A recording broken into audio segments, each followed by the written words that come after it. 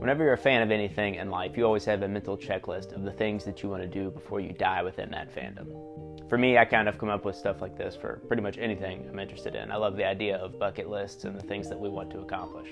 I sat down and wrote out the 10 things as a movie fan that I want to do before I die, and today we're going to go through the list. I'm Josh from Just Mash. Let's figure it out.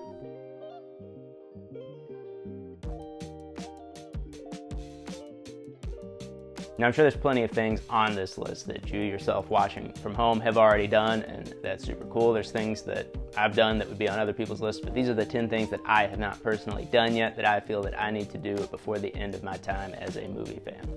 The first item on the list is see a film at the Chinese Theater in Hollywood. Now, for those that don't know, the Chinese Theater in Hollywood is one of the most famous movie theaters in the history of the world, pretty much. So many famous movie premieres have happened at the Chinese Theater. Now, I don't necessarily need to be there for a movie premiere as much as just getting to see a film at the theater itself would be pretty cool, but mainly for the atmosphere and to say that I've been there and to see it in person would be really sick. Number 2 would be seeing a film in a 70mm IMAX theater.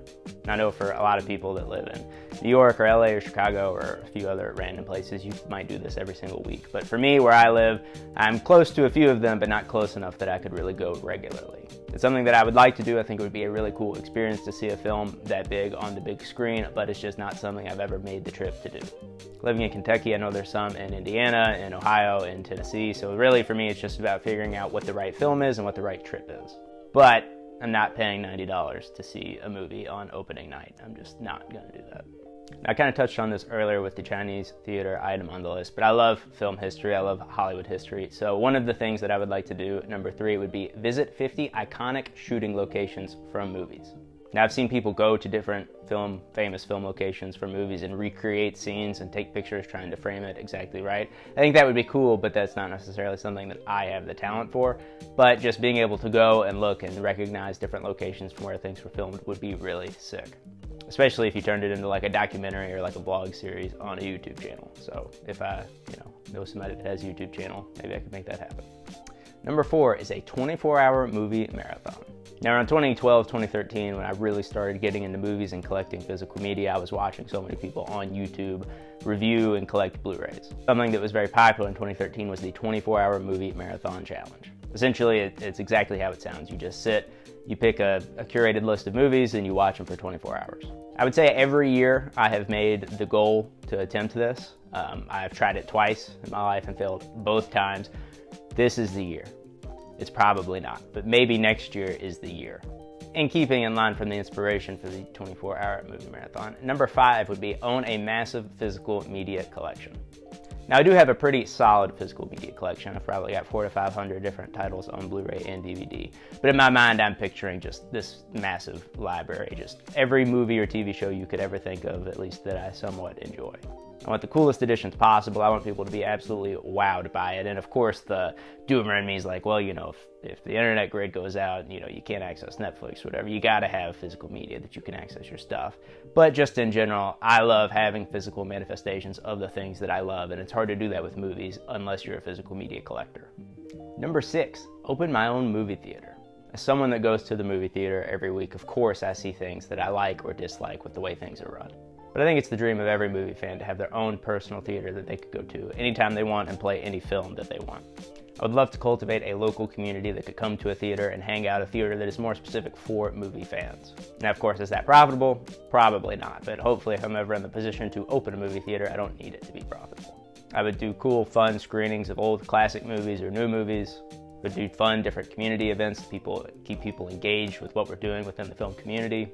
I'd love to do live Q&A shows and different shows and panels about the movies that we're watching. And ultimately just to have somewhere that I'm comfortable at to watch movies with my own set of rules, no talking, no getting on your phone, stuff like that. Things to kind of bring back theater etiquette for real movie theater fans.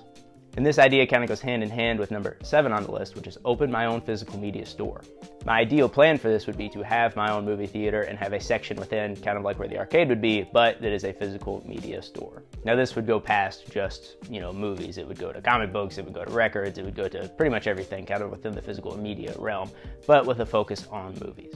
Growing up, video stores were pretty much everywhere, especially like in the era of Blockbuster. Now it's pretty rare to find one that's just for movies or DVDs. You pretty much have to go to like a Half Price Books or somewhere like that. But this would kind of be a mecca for movie fans within my community, a place where you could go and watch movies, a place where you could go and buy movies.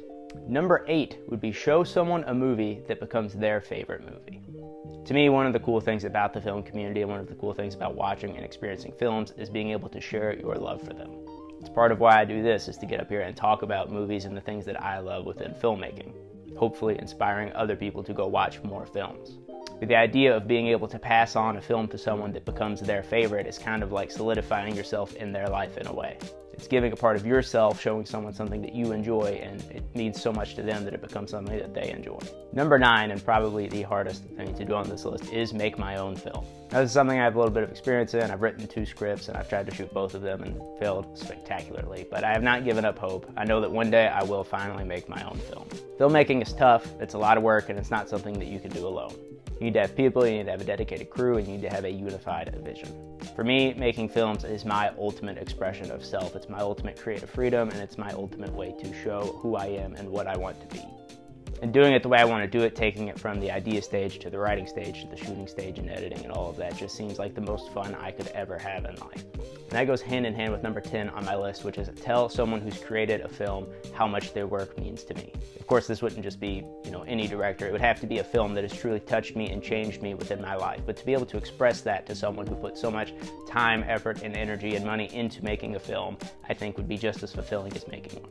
I know movies don't mean everything to everybody, but for me, movies are the things that change me. They give me experiences that I could never have, and they change who I am as a person.